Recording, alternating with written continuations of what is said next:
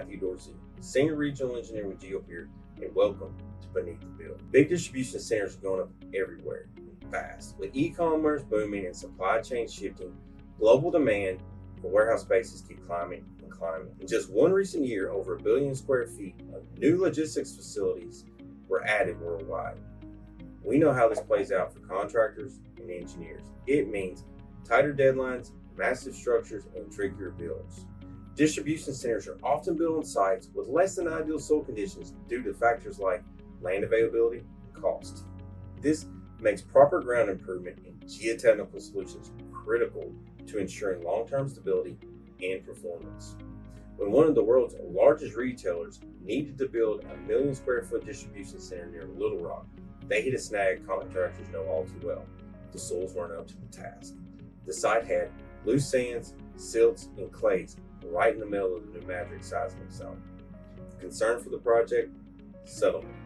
The geotechnical report flagged the risk of excessive movement from the new fill and the building loads, along with concerns for liquefaction. The ground just couldn't support the plant construction without help. Deep foundation like piles were an option. They're typically slow to install and costly to implement. Instead, the contractor went with a ground improvement specialist within Geopier and Peterson Contractors to provide a faster, more effective approach. We brought in the Geopier Impact System, which is a displacement-style ram-baggered pier designed to stabilize soft soils without the longer lead times and cost of deep foundation systems. Here's how it works. A pipe is driven into the ground, then stone is placed into the pipe. The stone is compacted in lifts within the pier. As the pipe is removed, what is left behind is a stiffened Geopier element, densifying the surrounding soil and allowing for distribution of the load from the building.